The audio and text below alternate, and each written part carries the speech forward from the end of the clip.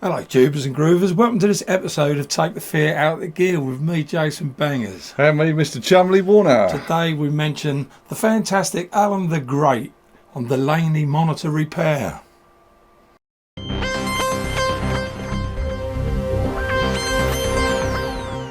What it is, my monitors just went bang, just went bang.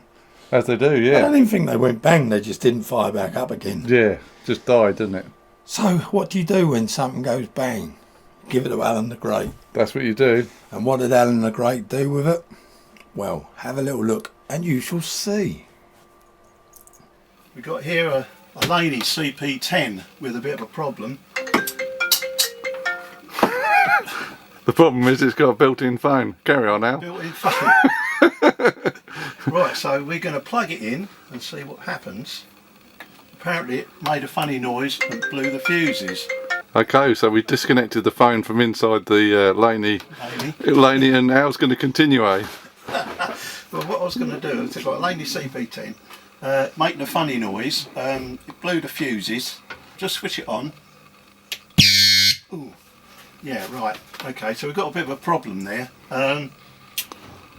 Could be electrolytics. I've had these before where the electrolytics have leaked and have actually, completely shot. So what we'll do is, this comes off quite easily apparently because it's already been off. And what we'll do is unplug it, obviously. And the amp part is fixed in by 2 screws here and 1, 2, 3 screws on the side. And I'll take that off and we'll have a look inside. I've got it out. I've got it plugged in. Can't see anything obvious apart from the output transistors are the right ones. And they've obviously been bodged up with some flying leads. That doesn't bear well. Switch it on again.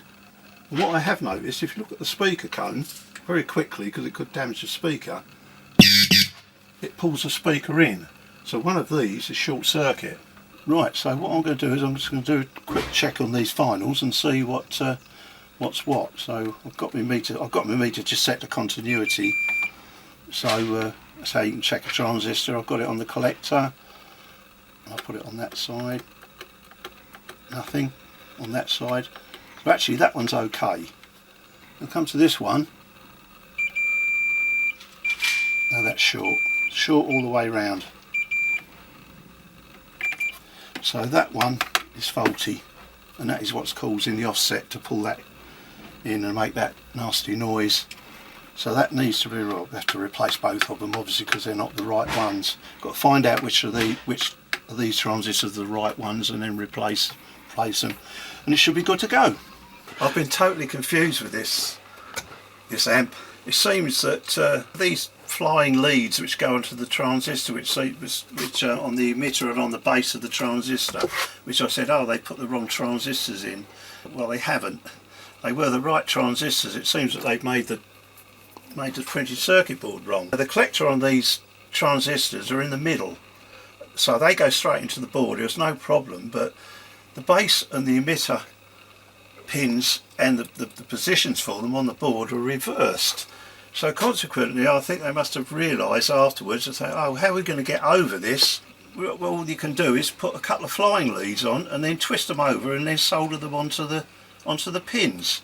I've never seen anything like this. You could easily, make the mistake of just plugging the transistor, just soldering them in as they are. It'll blow up straight away. What I've done is I've put 2 new transistors in. I've soldered the collector straight into the board, which it should be, which is right. Right, I'm going to solder these wires on here now. There we go. I'm going to put the red one on this side.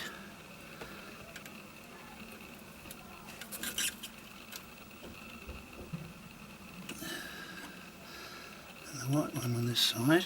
Let me cross over. And did you say they've done these flying leads because you reckon they might have not designed the PCB correctly or done a mod on it? Yeah, I reckon so. Either that or the only other thing I can suggest is that they actually had transistors specially made which had reverse connections on it. I can't think of why that they would make a board which, you know, which you've got to do this.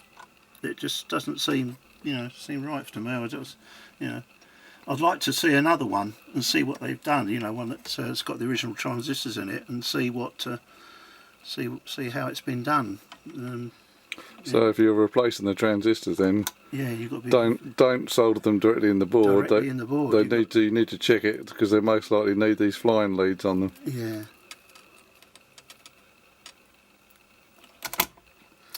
Right. Okay. Good. I've also replaced these two drivers because the original drivers not matched. They were two different makes of transistors. One's been replaced before. One was an E-line and one was an ordinary TO92. So I replaced those with two 300 volt transistors in there. Obviously an NPN and a PNP for the complementary pair. I haven't done anything else. Apart from what I did was I sort of tied it up. I looked at it and I thought they've gone to all the trouble of putting these spades for the power and for the loudspeaker, and I thought, and they'd actually soldered wires to them, and I thought, well, that seems a bit odd, you know. So I thought, why go to the trouble of putting spades on the board when you haven't got spades to plug into? So what I did, I just put some spades on the transformer wires, and also a couple on there, so on the speaker, so that will make it easier for anybody else that comes along after me. If they have to repair it, all they got to do is just unplug it basically and take it off. The only thing that I've got to put on is obviously the grounding post. That's the only thing you've got to unscrew on that, and the rest can come out, and the heat sink obviously, and take the knobs off and just pull the board straight out and you can work on it. Switch on. We've got there you come up. The regulation is very bad when you're on low voltage, and then it will come in and then it'll be okay.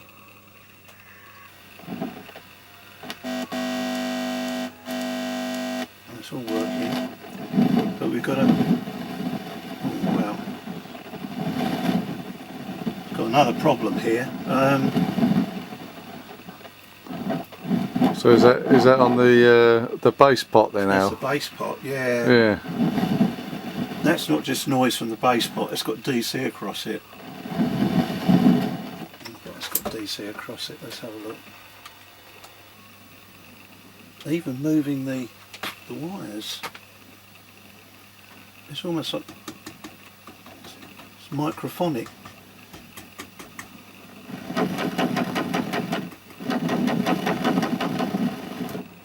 Weird, and it's affected by the volume control as well.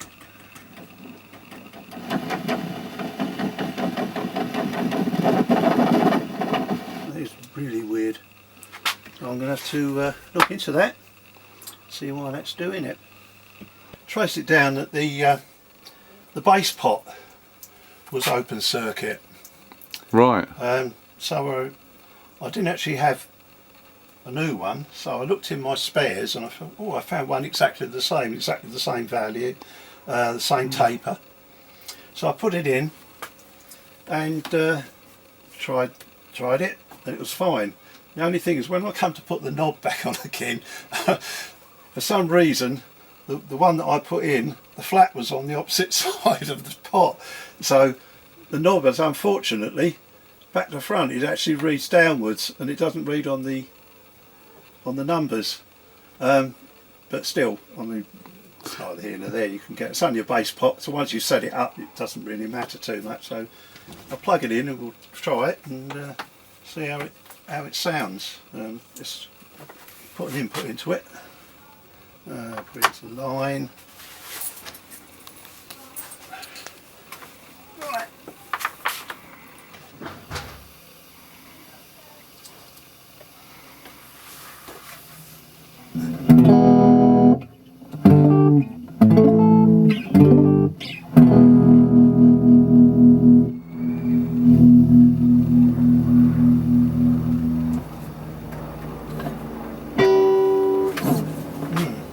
That sounds awesome. Yeah.